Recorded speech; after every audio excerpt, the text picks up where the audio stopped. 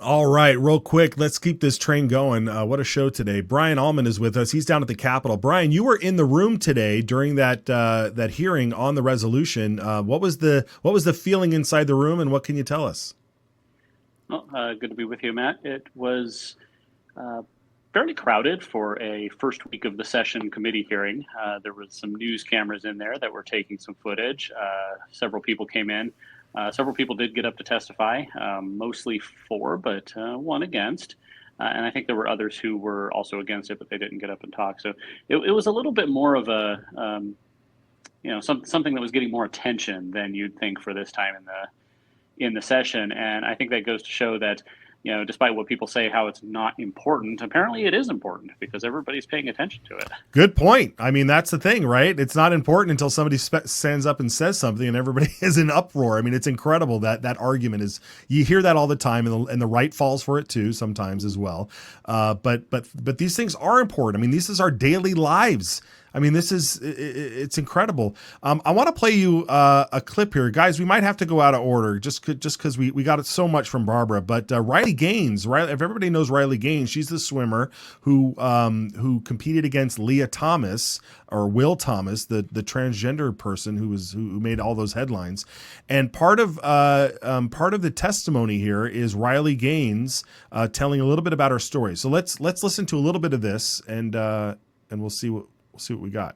It is a lifelong journey, but in my senior year, March of 2022, female swimmers from around the country and myself were forced to compete at our national championships against Leah, formerly Will Thomas.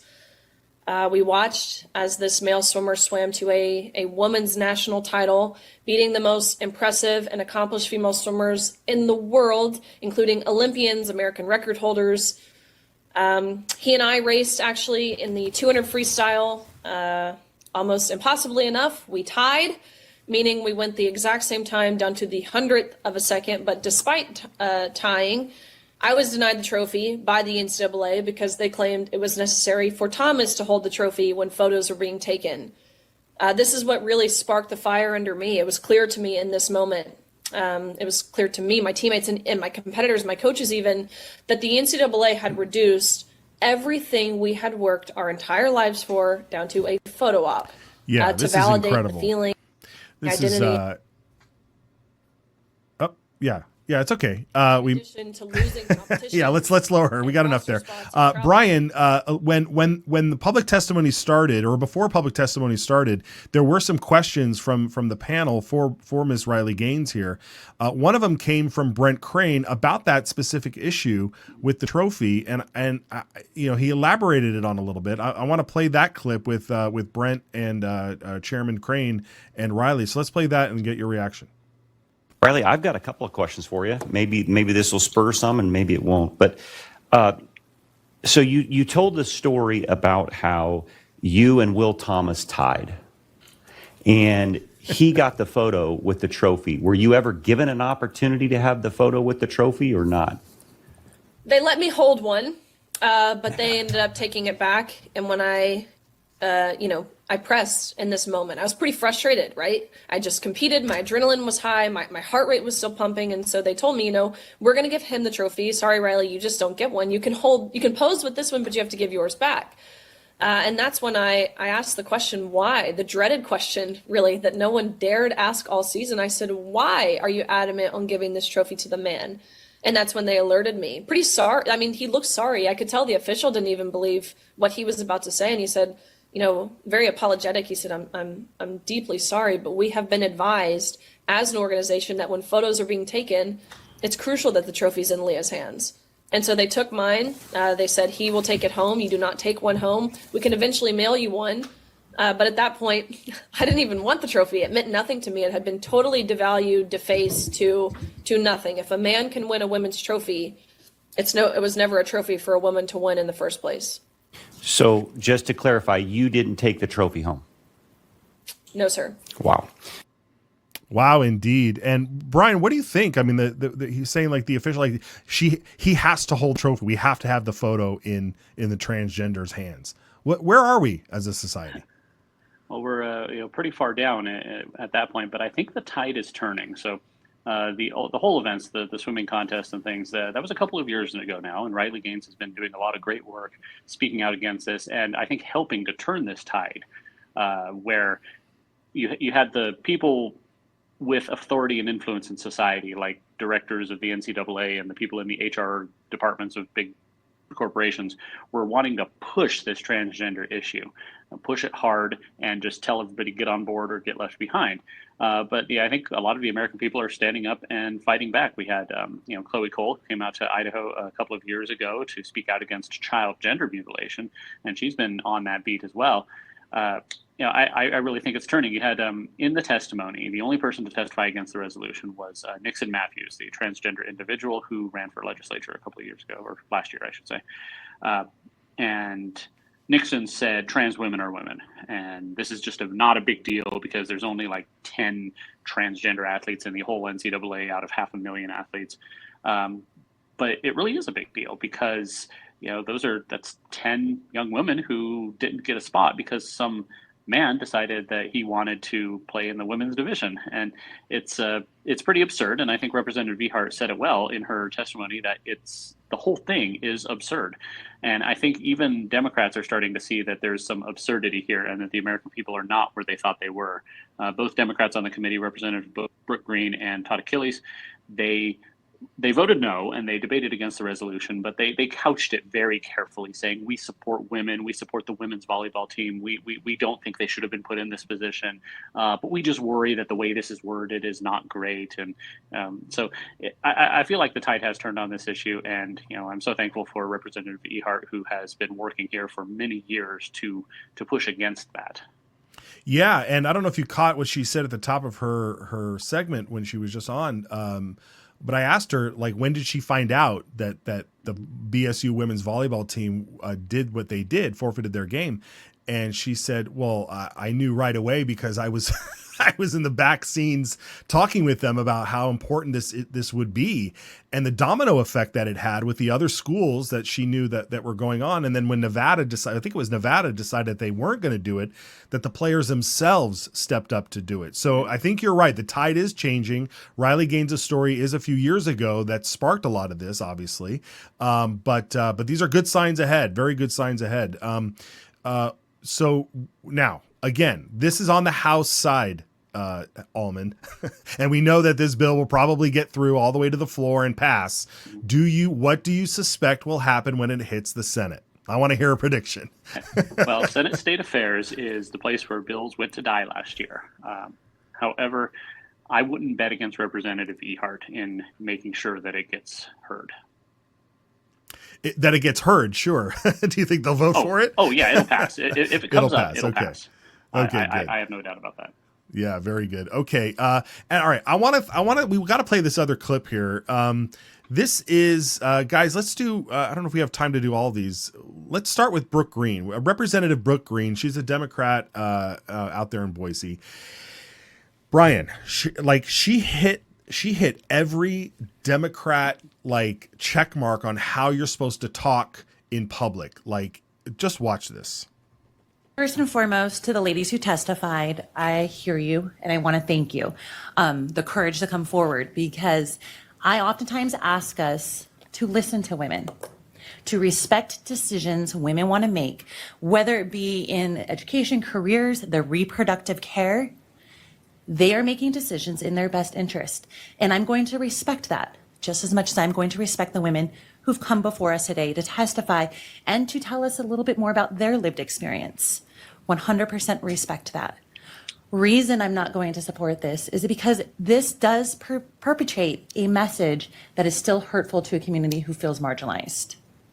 To the mom who came to testify, I can't imagine being a mom and having to carry that message on behalf of your daughters. Women should be comfortable to speak their truths and feel safe in doing so.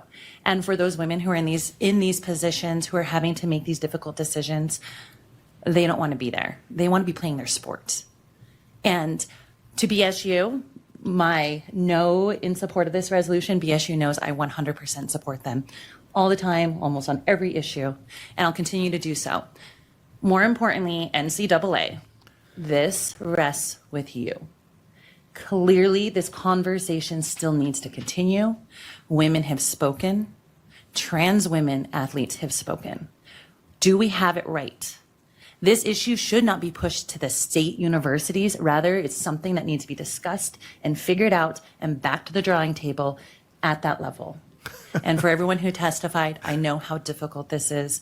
Women, I support all women, trans women, women athletes. You're making decisions in your best interest, and I commend you for that.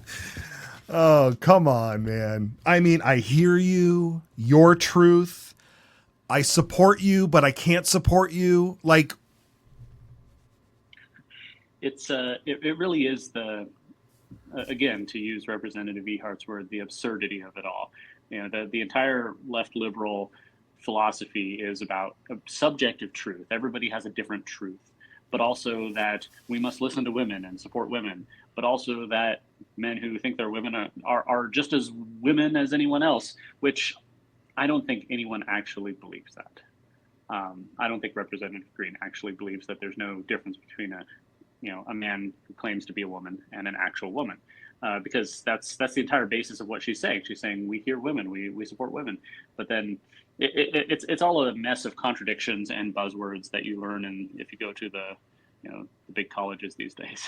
yeah, and if she were to just speak the truth, she'll be excommunicated out of her party. Mm-hmm. I mean, sitting right next to her is Representative Todd Achilles, who we're not going to play the clip. You can go watch it yourself, but he just reads from a prepared script that he probably wrote, earlier or had, or who knows who wrote it. But he says a couple words and then he just reads from a script, and it was kind of the same stuff over and over again. So it's ironic that Representative Achilles is there, since he faced Nixon Matthews in the Democratic primary for District 16. So that's true.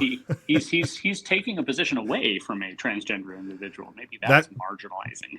That's right. That cis white male dared to challenge a transgender. I don't know. I don't even know the genders anymore. But Nixon Matthews, who I don't want to say that we're picking on Nixon Matthews. Nixon keeps showing up to these public hearings. He ran for office and she lost. And I'm going to use all the genders in the world to describe that person, just to cover my bases. No disrespect. I just don't know what to do these days. Anyway, okay, great. Well, what was the other thing? Oh, let's go back to, speaking of Nixon Matthews, just so that people can know who we're talking about. Nixon Matthews testified in opposition of the resolution and had their their talking points and their statistics and all that. But Representative and Chairman Brent Crane had a quick back and forth and wanted to challenge or at least question some of the things that were being said there. So let's watch that clip. Tell that girl that lost the spot to the volleyball player that she wasn't being marginalized or discriminated against because a biological male took her spot on the team. So I'm going to say this. There's going to be people who feel differently about this, but trans women are women and participating in sports as women. They are meeting the standards set forward. They might lose to other folks. So let's use Leah Thomas as an example. It was kind of positioned that Leah Thomas, she is dominating sports. Well, in fact, I pulled this up. So she has not always placed first. And in fact, let's see, if she would have competed against Katie Ledecky, she would have placed 12th. Let's see, Katie Ledecky, the record holder in this event, the 500-yard meter freestyle, finished 10 seconds faster than Thomas. And according to the U.S. Swimming, she finished at the 15th fastest of 500 swimmers. All right, it's not Leah Thomas is not dominating sports. Trans people are not dominating sports. And she's so dominating. Okay, that's enough. She's dominating sports because he is literally competing and took a spot away from people. Doesn't matter whether or not she's winning or losing and coming in second or tying. The whole fact is that this person is in the wrong sport, is in the wrong sexist sport. And I'm sorry, but and we live in two parallel universes. This person stands up and says trans women are women. Earlier in the testimony, I think it was when Riley Gaines was speaking, Chairman Crane asked her, where was Will Thomas when he was swimming in the men's division? And she said that he was ranked somewhere between 400 and 500 in the nation. And then he comes in and goes to the women's division, and even if he's just getting 12th place or whatever, that's still unfair. And I think everybody can see that. Yeah. All right, Brian. Well, we know you published an article on this hearing earlier today. So where can people find that article? Where can they follow you? Yeah, head over to gemstatechronicle.com. I published just a short article essentially summarizing my live tweets from this morning from within the committee hearing room. And also follow me at Gemstate Brian on Twitter, where I will continue live tweeting things that are going on here at the Capitol. Fantastic. All right, my friend. We'll see you tomorrow, and good luck on the rest of the day.